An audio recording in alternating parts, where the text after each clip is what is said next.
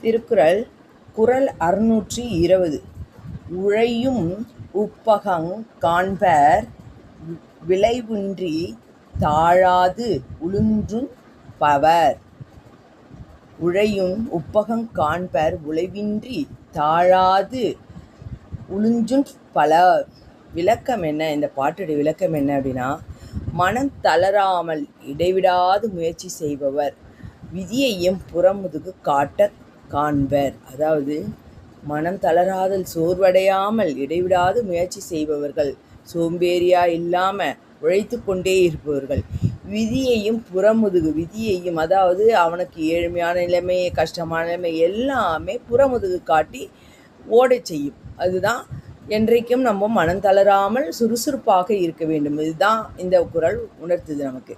உழையும் உப்பகங் காண்பர் உழைவு இன்றி தாழாது உழுற்றும் பலர்.